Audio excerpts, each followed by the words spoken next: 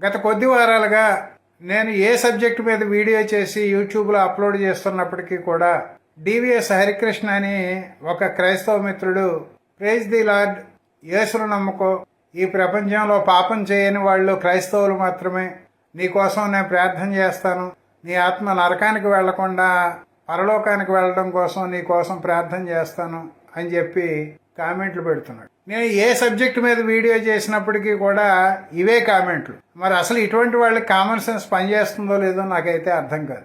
ఈ మతం జబ్బు ముదిరిపోయి మానసిక వ్యాధిగా మారిపోతుందేమో కొంతమందికి అని చెప్పి కొన్ని సంఘటనలు చూస్తుంటే అనుమానం వస్తుంది. నిన్న పేపర్లో ఒక వార్త వచ్చింది. ఉత్తరప్రదేశ్లో ఒక ముస్లిం తన భార్య ఘర్షణ పడి ఇద్దరు కూతుర్లని తీసుకుని బురకా కూడా వేసుకోకుండా ఇంట్లోంచి బయటకు వెళ్ళిపోయిందని చెప్పి వాళ్ళని నమ్మబలికి బతిమాలి మళ్ళీ ఇంటికి తీసుకొచ్చి బురకా వేసుకోకుండా బయటకు వెళ్ళిపోయిన కారణం మీద వాళ్ళని హత్య చేసి ఇంటి పెరట్లోనే పాతిపెట్టాడనే వార్త నిన్న పత్రికలో రావడం చూసి నాకు కాసేపు మతిపోయినంత పని అయింది. అసలు మనం ఏ కాలంలో జీవిస్తున్నాం? మహిళలు బురకా వేసుకోకుండా బయటకు వెళితే ఏమైనా అనర్థాలు సంభవిస్తాయా? బురకా వేసుకోకపోవడం మరణశిక్ష విధించదగ్గ నేరమా? అసలు మతాలు మనుషులకు ఏమి నేర్పుతున్నాయి? ఆ మధ్య పత్రికలో మరో వార్త వచ్చింది. ఒక హిందూ మిత్రుడు ఆసుపత్రిలో ఉంటే అతనికి రక్తం ఎక్కించాల్సిన పరిస్థితి ఏర్పడి ఒక ముస్లిం వచ్చి రక్తం దానం చేయగా హిందూ డాక్టర్ గారు ఆ ముస్లింలు ఇచ్చిన రక్తాన్ని హిందూ పేషెంట్కి ఎక్కించడానికి నిరాకరించాడని చెప్పి ఆ వార్త సారాంశం. ఈవేళ మతాలను బట్టి బ్లడ్ గ్రూపులు ఉన్నాయా? ఆపదలో ఉన్న ప్రాణాన్ని నిలబెట్టడానికి వేరే మతస్థులు వచ్చి రక్తదానం చేయడం తప్ప, ఆ రక్తాన్ని ఎక్కించడం తప్ప? అసలు ఈ రక్తాన్ని నేను హిందూ పేషెంట్కి ఎక్కించను అని చెప్పిన వైద్యుడు వైద్య వృత్తికి అర్హుడేనా? అసలు మనం ఎక్కడికి పోతున్నాం? ఆధునిక యుగంలో జీవిస్తున్నాం అని చెప్పుకుంటూ మధ్యయుగాల భావజాలం నుంచి ఎందుకు బయటపడలేకపోతున్నాం? కర్నూలులో నాకు తెలిసిన మిత్రుడు ఒక ఆయన ఉన్నాడు. ఆయన హిందూ కుటుంబంలో పుట్టిన వ్యక్తి. ఒక క్రైస్తవురాలిని ప్రేమించి వివాహం చేసుకున్నాడు.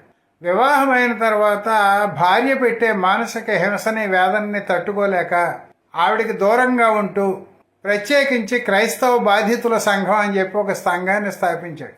ఆ గ్రూప్ కూడా ఈవేళ సోషల్ మీడియాలో చలమణిలో ఉంది.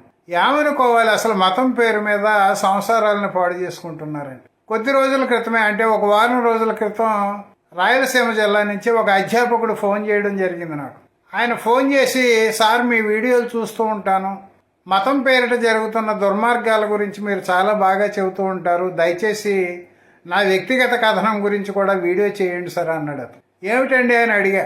నేను లవ్ మ్యారేజ్ చేసుకున్నానండి, నేను హిందువుని, ఆవిడ క్రైస్తవురాలు, ఇప్పుడు ఆవిడ నాతో కాపురం చేయడానికి ససేమిరా అంటోంది.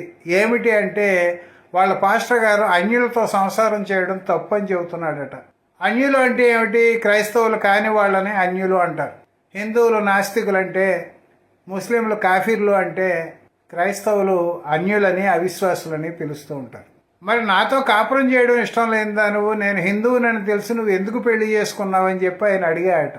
అడిగితే పెళ్లి అయిన అనంతరం నువ్వు మారతావేమో అనే ఆశతో నేను పెళ్లి చేసుకున్నాను, నువ్వు క్రైస్తవుడిగా మారతావు అనుకున్నాను నా కోసం, నువ్వు మారటం లేదు కాబట్టి నీతో కాపురం చేయను అంటుంది. ఈయన శారీరక సుఖం కోసం ప్రయత్నం చేస్తే దానికి కూడా ఆవిడ నిరాకరిస్తోందట. అన్యులతో శారీరక సంపర్కం పెట్టుకుంటే పాపం, నువ్వు క్రైస్తవులోకి మారితేనే నీకు ఏదైనా కాపురం చేసే అవకాశం ఉంటుంది అని చెప్పి ఆవిడ కరాఖండిగా చెబుతుంది.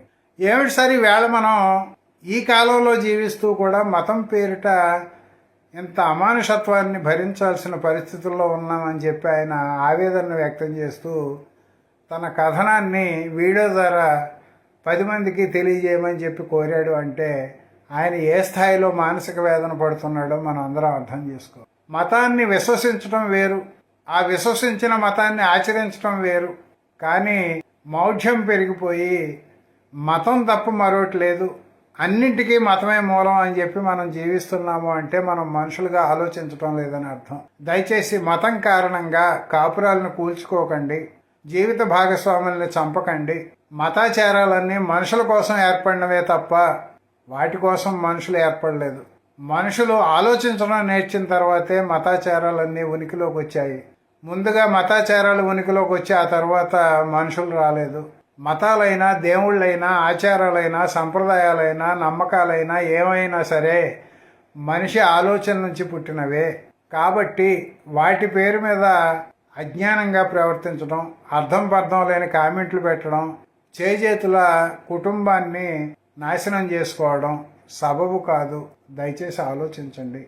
సమాజ హిత కోణంలో మతాన్ని ఏ మేరకు దూరం పెట్టాలో ఆ మేరకు మనం దూరంగా పెట్టకపోతే మనుషులు అనిపించుకోము.